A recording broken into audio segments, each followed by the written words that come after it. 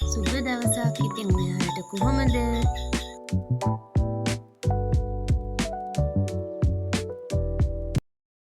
ඉතින් යාළුවනේ මම දැන් සයිඩ් බබාගේ ඉස්කෝලේ රැස්වීමට ගිහිල්ලා දැන් තමයි මේ ගෙදර ආවේ.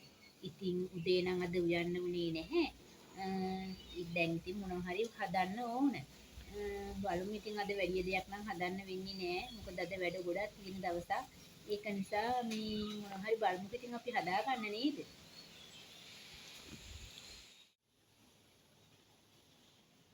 ඉතින් බලන්නකො යාළුවනේ අද මම මොනවද හදලා තියෙන්නේ කියලා.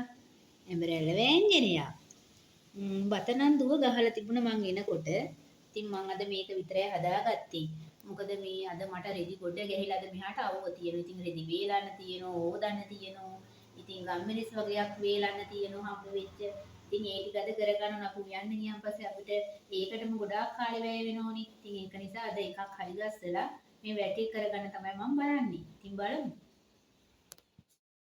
ඉතින් මට නෑදෑ ගෙදරකින් ගම්මිරිස් වගේක් හම්බ වුණා. ඉතින් මම මේ ටික අද සෝදලා බේලා ගන්න තමයි හදන්නේ. ඉතින් මේවා හරි මිලයිනේ. ඉතින් මේවා හරි වටින ඒවා තමයි ඉතින්. මෙහෙම දෙයක් හම්බුනහම මම ඉතින් හරි ආසාවෙන් ඒ වැටි කරනවා.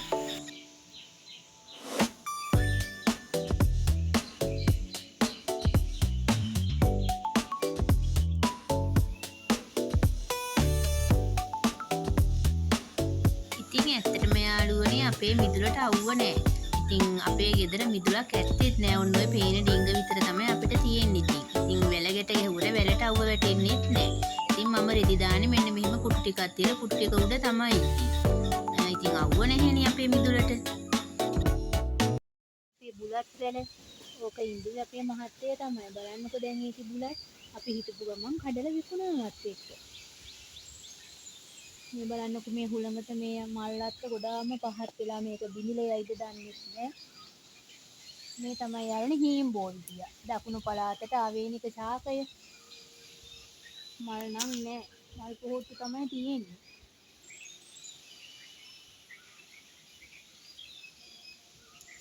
ඉතින් මේ බලන්නකො පෙට්ටි මිරිස් අපේ පැත්තේ ඉතින් කියන්නේ පෙට්ටි මිරිස් කියලා එක එක පැතිවල එක එක නම් කියනවා. එඬේර මිරිස්. එහෙම කියනවා ඉතින්. මේ බලන්න ඕනේ මගේ ඉඟුරු පැලි.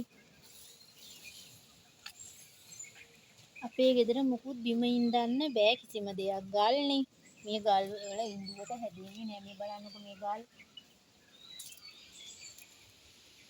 ඉතින් පෝච්චි වල තමයි හුඟක් දුරට මම මේ ඉඳලා තියෙන්නේ. මේ ටිකේ ඔක්කොගෙම අපේ තියෙන්නේ ගල්. ඉතින් මේවය ඉඳුවට හැදෙන්නේ නෑ.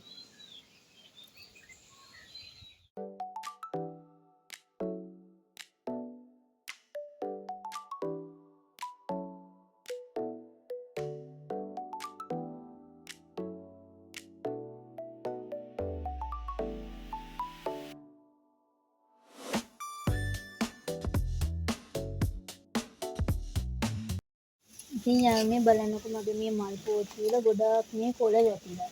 මට දැන් ගොඩක් දවසකින් මේ හස් කරගන්න බැරි වුණා. ඉතින් මම මේ ටිකක් දැන් හස් කරගන්න තමයි හදන්නේ. මේ හුළඟ වැඩි මේ දවස්වල හුළඟ මෙහාට හරිය සැරට හුළඟ. ඉතින් ඒක නිසා කොළ වැටෙනවා වැඩි.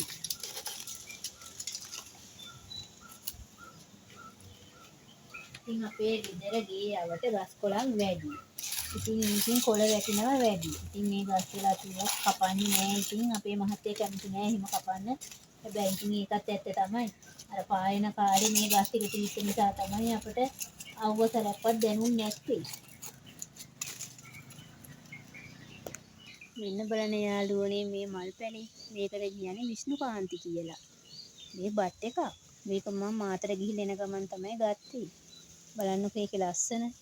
එතන තියෙනවද? මේ තියෙන ඇක්ටේරියා. මේකේ මල හරීම සුවඳයි. මේකත් මේ බත් එකක්. බලන්නකෝ යාළුවනේ මේකට තියෙන හුළඟ. එයාට මට පෙන්වන්න බැරි වුණානේ. මම ඉස්කෝලේට ගිහිල්ලා ඇවිල්ලා ඊට පස්සේ කියා දළු ටිකක් කඩන් ඉන්න අපේ හේනේ. ඔන්න ඔය ටික තමයි ඉතින් තිබුණේ. දළුත් නැහැ දැන් මේ දවස්වල.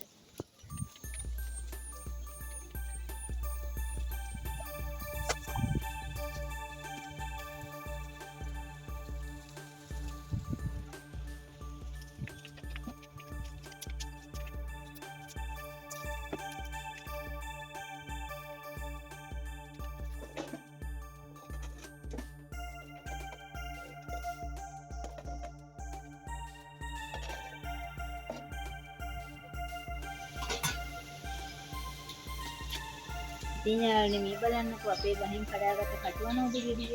ඇත්තටම අර තියෙන අපේ කටුවනෝද ගහ.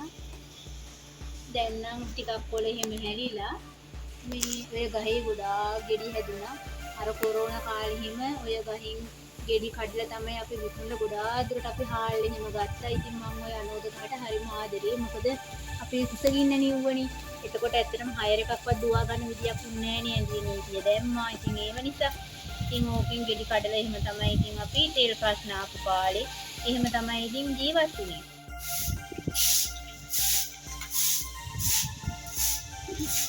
ගන්න බෑ හුලකට කොළ ඔක්කොම එනවා පිටිහාපත්.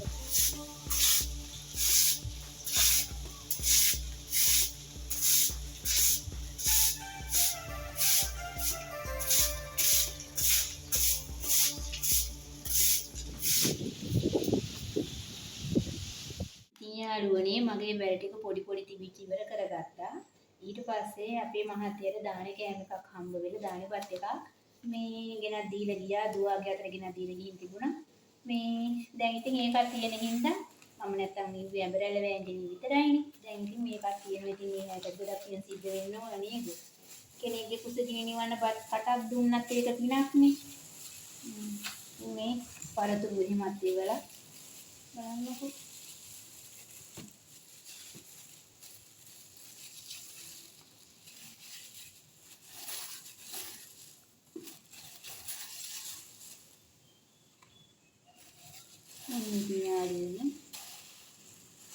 ඔය ටික තමයි ඉතින් තියෙන්නේ අද දවල් කෑමට. බත්තෙම කාලද පළතුරුත් තියෙන.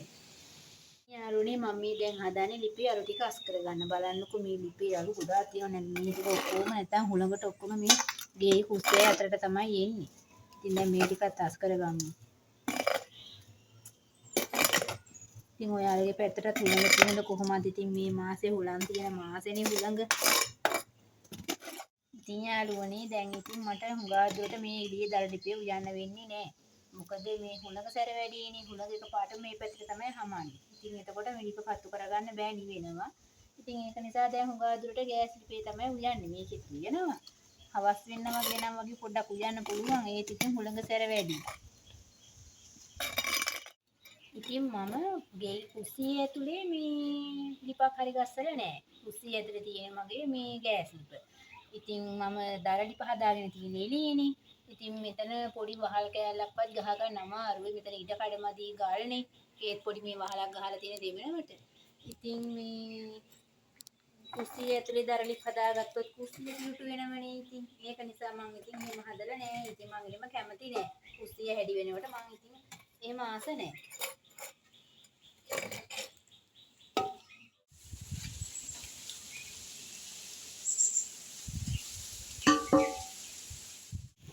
ඉතින් බලන්නකෝ ඒ අතරේ අපේ හස්බන්ඩ් ගෙදර ඇවිල්ලා ලොකු දුවට දම් කඩලා දෙනවා. ඔය තියෙන්නේ අපේ ගෙදර ඉබේම හැදිච්ච දම් ගහ.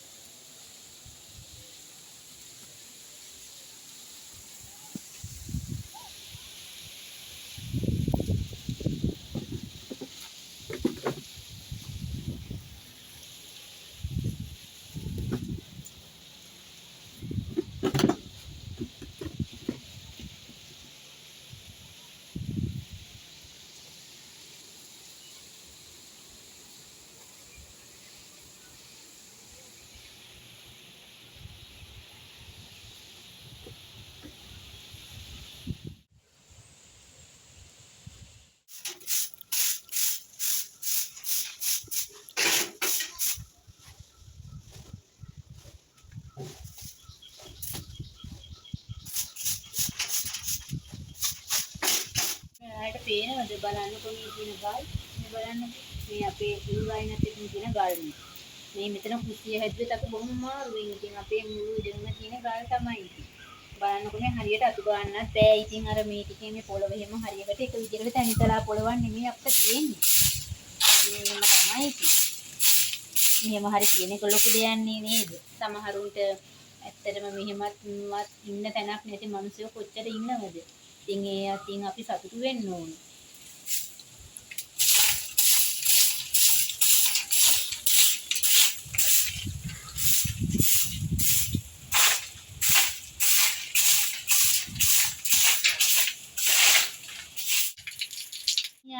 මම ඉතින් ඔස් එහෙකුත් දාගත්තා. ඉතින් දැන් එකහමාර විතර වෙලා ඉස්කෝලේ ගාතක් කියනවා ඇහුණා. දැන් ඉතින් තව ටිකකින් සයිරි බබත් ගෙදර ඒවි. මේ බලන්නකෝ කවුද එන්නේ කියලා. ඉතින් අපේ සයිරි බබා ඔන්න දැන් ගෙදර එනවා. බලන්නකෝ ඉතින් එන විදිය.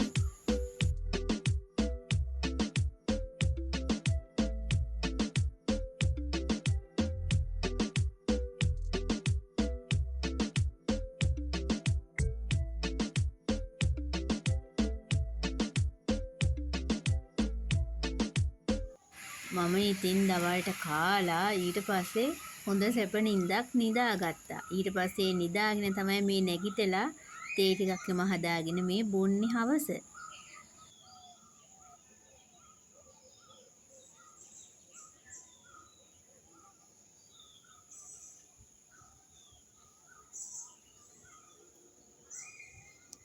යාළුවනේ මම දැන් තේ ටිකක් එම බීලා දවල් නම් පොඩ්ඩක් කෑම ටිකක් එම කාලා හොඳ නිින්දක් දාලා ඊට පස්සේ මේ තේ ටිකක් එම බීලා දැන් මේ හැදුවේ රැට උයා ගන්න.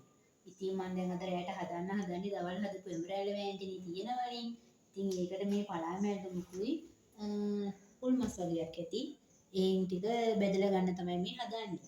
හරි එහෙනම් අපි බලමු.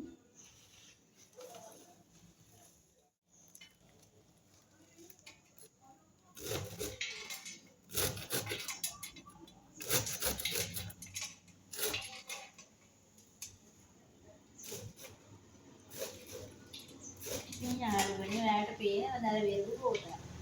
මම ඉතින් අර වෙරළුලී අපේ මහත්තයා වෙරළු ටිකක් කඩලා තිබ්බා. ඉතින් මම ලුණු ටික ලුණු වතුරට දාලා කොහොම වහලා තිබ්බා. ඕක සතියක් විතර යනකොට හොඳට ලුණින් තැම්බෙනවා. එතකොට ඒක හරිම රසයි මේ කන්න පොඩි කට්ටිය කන්න ආසයි මේ විදිහට. ඔයාලත් හදලා බලන්නකෝ මේ විදිහට කොහොමද කියලා. ඉතින් ඔයාලා දන්නවද?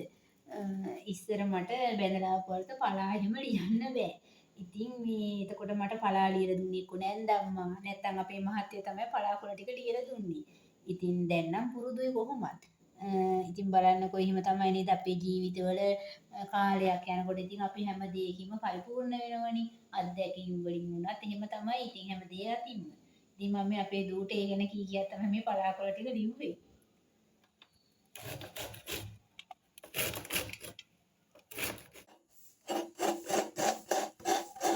යාළුවනේ අපේ දූ මේ මට පොල් ගාලා දෙනවා. එයා ගෙදර ඉන්න වෙලාවට මම ඉතින් ওই වගේ පොඩි පොඩි දේවල් උදව් කරනවා. ඇත්තටම ඉතින් ඒකත් ලොකු දෙයක් නේද? මම පලාකොළ ටිකක් ටිපඩ කරගත්තා.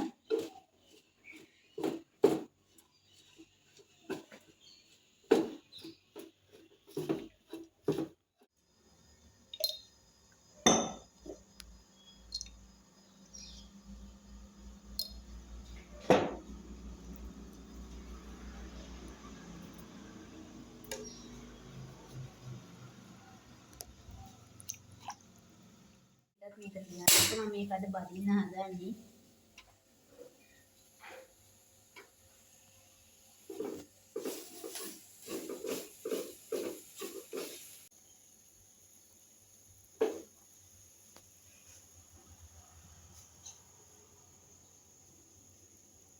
ඒකත් හරි යාළුවනේ.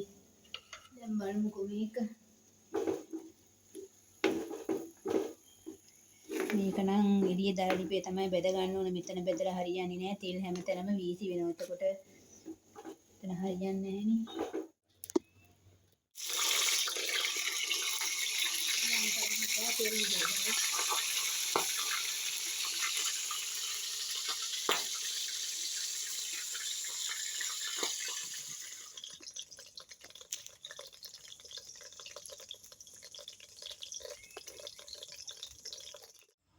ඉතින් මේ තියෙන අපේ රෑ කෑම එක ඇඹරැල්ල මාළුවයි පලා මැල්ලුමයි කුකුල් මස් බෙදලා.